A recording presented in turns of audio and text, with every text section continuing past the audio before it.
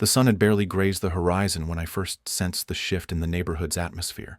The lake, a serene mirror of the sky, was my refuge, a place where I could cast a line and let my thoughts unravel like the gentle ripples on the water's surface. It was a balm for my soul. This small piece of nature nestled within the confines of suburban sprawl. Then came Karen. With her clipboard and her penchant for order, she swooped into our lives with the force of a gale, her presence as subtle as the blaring of a car alarm in the dead of night. It was as if she'd appointed herself the herald of rules, the enforcer of bylaws that seemed to multiply under her gaze. Her first visit to my doorstep was not unexpected. I had seen her patrolling, her eyes sharp and calculating, seeking out deviations with the zeal of a hawk circling its prey. As she approached, I felt the chill of inevitability. The news came curtly, delivered with the precision of a scalpel. The HOA had decided that fishing was a violation of community standards, unsanitary. They declared, as if the lake were anything but pristine under its own natural guardianship. I nodded, absorbing her words like rain on dry earth, and watched her retreat, her mission complete for the day. I didn't argue. Words would be wasted on someone who heard only the echo of their own righteousness.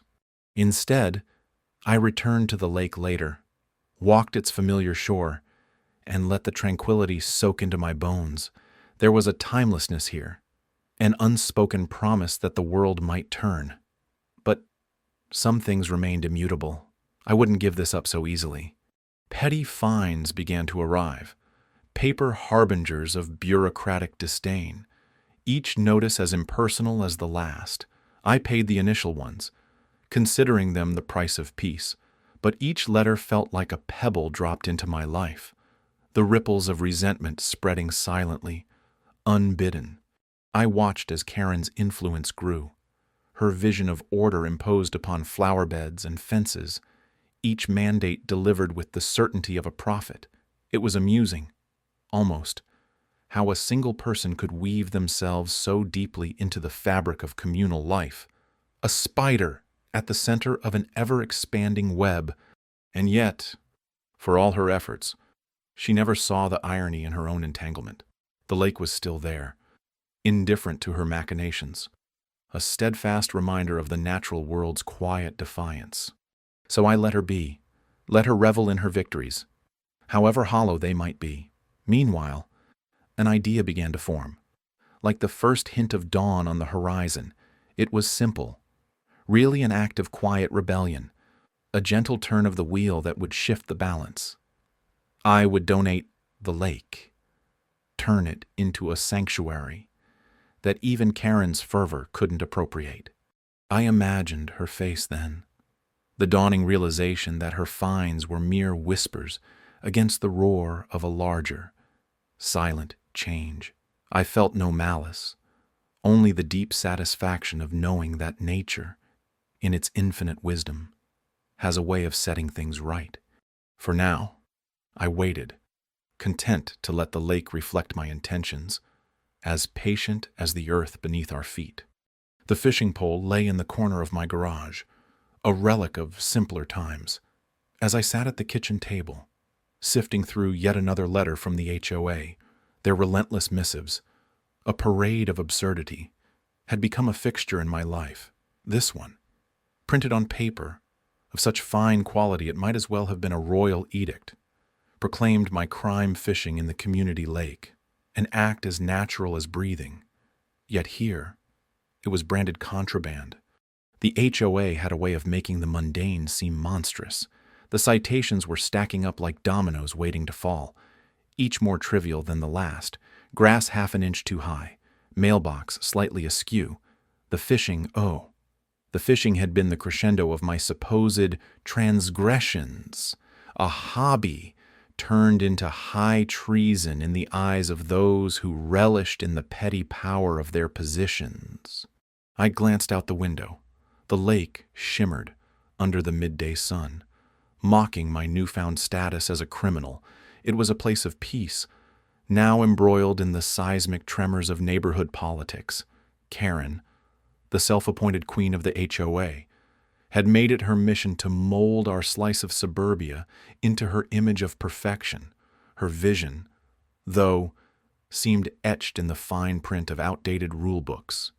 The neighborhood was abuzz with whispers, their echoes bouncing off manicured lawns and pristine driveways. Gossip, the currency of the HOA, was in full circulation. My fishing had become the scandal of the season, and Karen wielded it like a sword. To her, it wasn't merely about enforcing rules. It was a crusade, a campaign to maintain control, to assert dominance through the guise of community betterment. I folded the letter neatly, feeling its weight as if it was the embodiment of Karen's watchful eyes.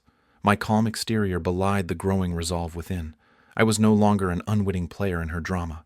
Now, I was the architect of my own narrative. The irony was almost poetic.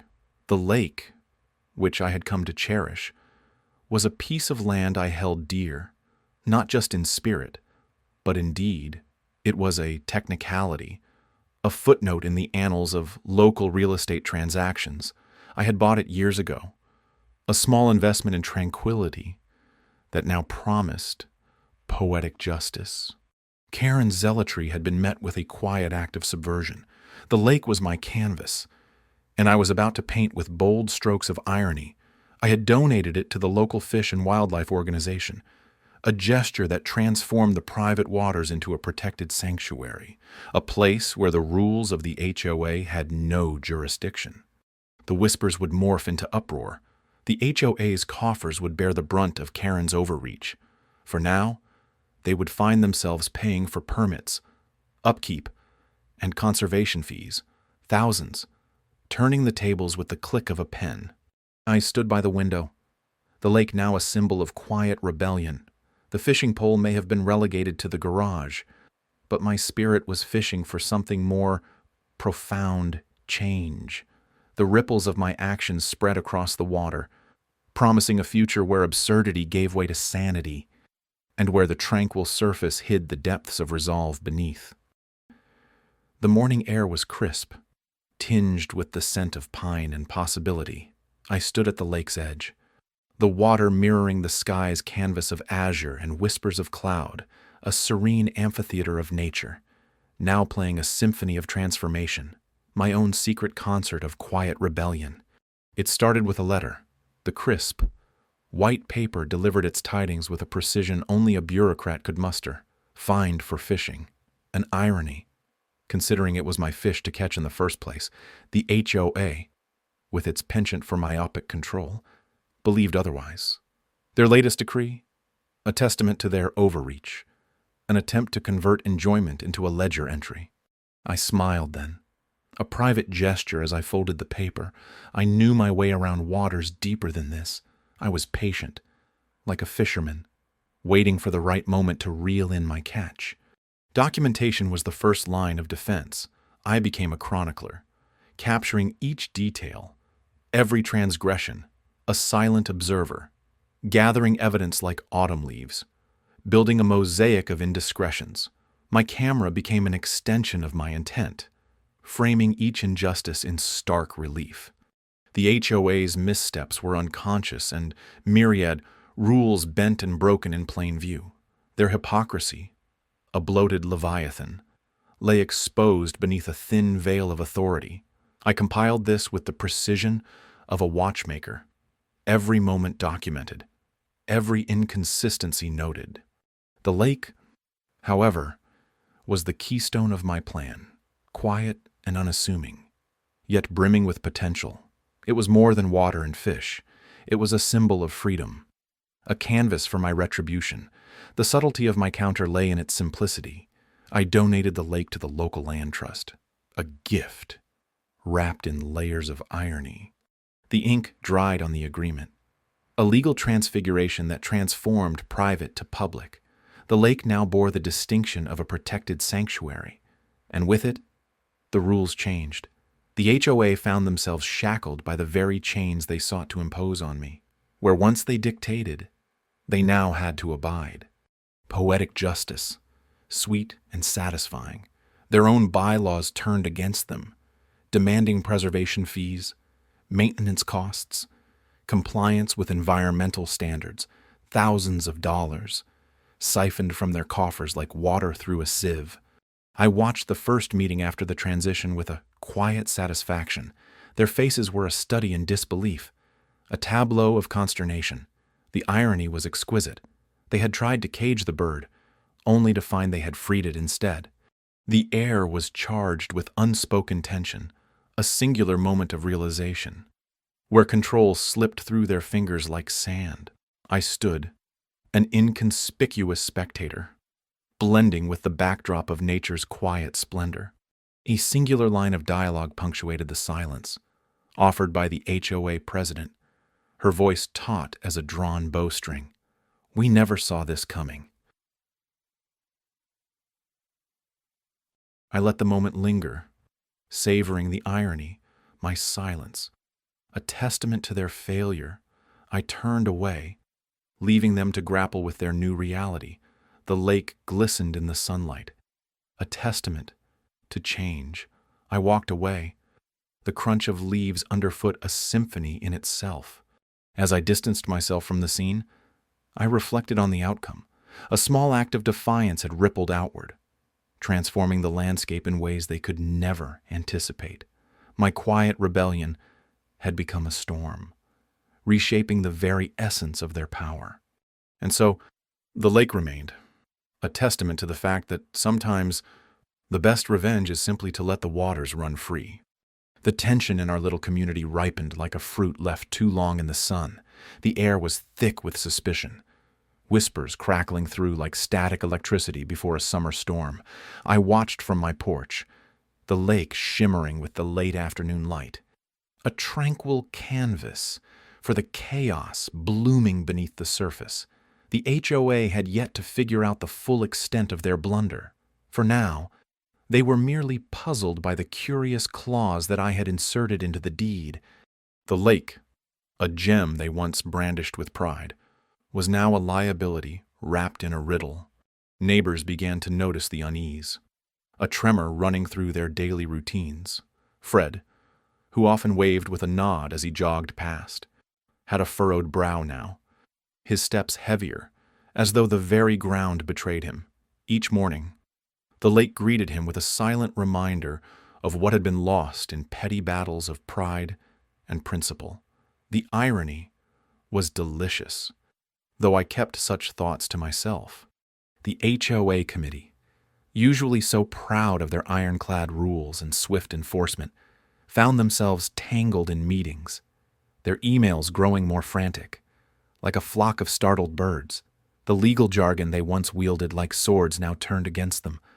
Dull blades in a fight they couldn't win. They were forced to pay for the upkeep of the lake, now a public amenity, open to anyone willing to enjoy its placid waters.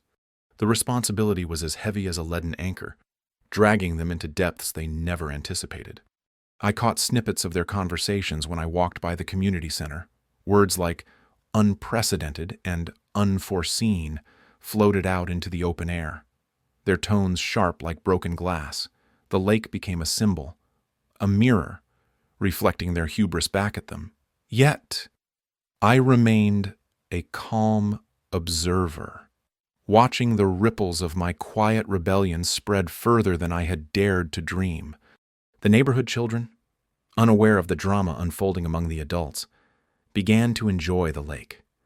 With newfound freedom, laughter and splashes filled the air, and I watched them with a quiet smile, innocent joy, unmarred by the pettiness of those who should have known better.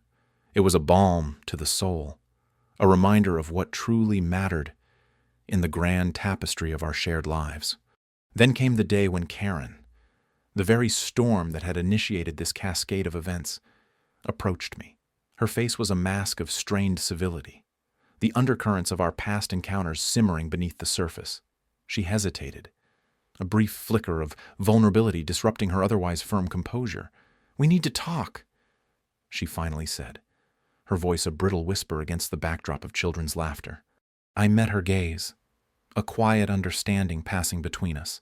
We stood there, two figures framed by the lake that had become the stage for our unspoken battle.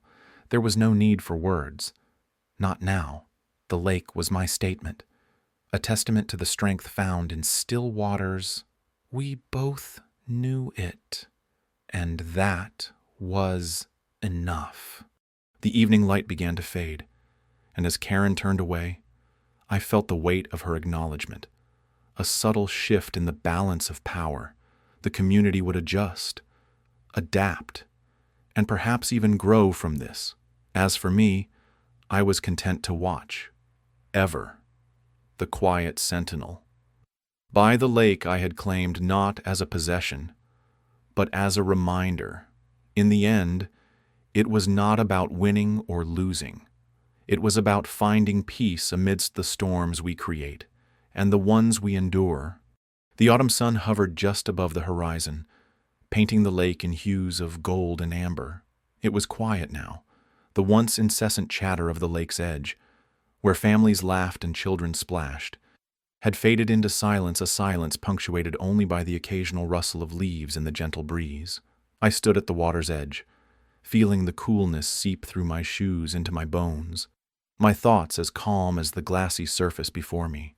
The decision to donate the lake had been an unexpected one, even to myself, a calculated risk, like casting a line into unknown waters, hoping for a catch that might alter the landscape of a life. I had watched the ripples my actions created, subtle at first, then spreading wide across the entire community. The homeowners association meetings had become a theater of strained faces and whispered plans.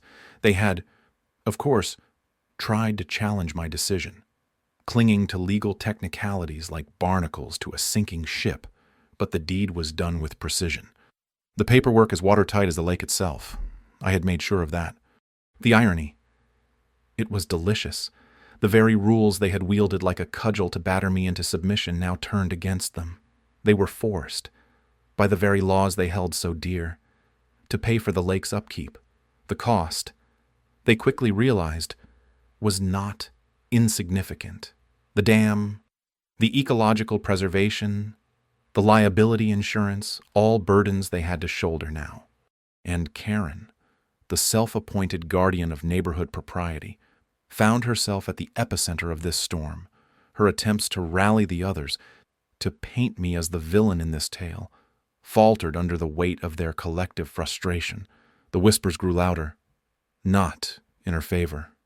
As pockets emptied and tempers flared, standing there, I felt no triumph, only a profound sense of resolution. I had not sought revenge for itself. My actions were a statement, a way of reclaiming my place in a community that had tried to alienate me. Yet, in the end, it wasn't their acceptance I needed. It was the quiet affirmation that I could and would hold my ground. As I turned to leave, a solitary figure approached. It was a neighbor, one whose name I could not recall, but whose presence was as familiar as the sound of rain on the lake's surface. He nodded, a simple gesture, yet filled with an unspoken understanding. "Oh, was it worth it?" he asked, his voice barely more than a whisper against the wind. I paused, letting the moment stretch between us like the long shadows cast by the setting sun. Then, with a slight smile, I replied, "Every ripple."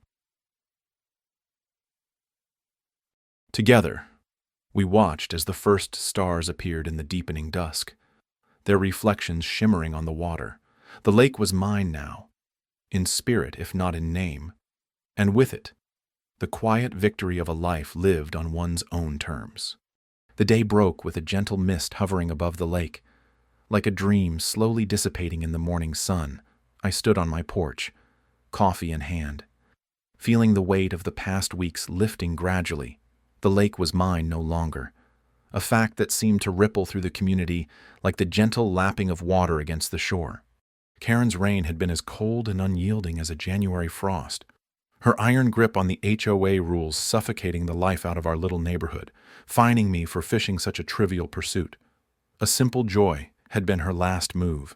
She had underestimated the silent strength of someone pushed too far, much like a river underestimating the mountains. I remembered the day the papers went through, the day I donated the lake to the local conservation trust. It wasn't just an act of retaliation, it was a return to equilibrium. The lake, with its emerald expanse and chorus of life, would no longer answer to Karen's whims. It belonged now to the land, to the children skipping stones, to the old men reminiscing under the summer sun. The irony was not lost on me. Karen and her allies, with their polished smiles and clipped speech, now faced the fallout of their own rigidity. The lake, once a jewel they could flaunt, had become an expense thousands in maintenance fees, environmental assessments, and community initiatives. They paid dearly now for every fish that darted beneath those waters. As the sun climbed higher, neighbors began to mill about, their steps lighter, conversations warm and unguarded. A collective sigh of relief seemed to echo through the streets. A subtle shift in the air. People were regaining a sense of ownership, not just of their properties, but of their lives. I watched them from my porch, feeling more connected to them than I had in years. There was a shared understanding, a nod of acknowledgement as they passed by. We had weathered the storm, and now, beneath the fractured sky, was the promise of something new. Karen, however, was a different story. I had glimpsed her earlier, a silhouette framed in her kitchen window. Her posture was rigid, eyes scanning the horizon as if waiting for something, anything, to return her to her former throne. But the community had turned a page, and she was no longer the protagonist. Her world, once so meticulously constructed, was now like a house of cards in a breeze, the foundation gone, the walls crumbling. She was sidelined, a spectator to a world she could no longer control. I wondered if she realized it yet, that power wasn't in rules and fines, but in the connections between us, in shared laughter and understanding. Perhaps one day she would see it, or perhaps not. It mattered little now. I finished my coffee, the warmth lingering as I set the cup down. The lake glimmered, alive and free, a testament to resilience and quiet defiance. It had been a long journey, but standing there, watching the dawn of a new chapter, I couldn't help but feel a gentle satisfaction. The HOA, for all its governance, had misread the heart of this place. Rules might keep us in line, but it was community that kept us together, and that no fine could ever diminish.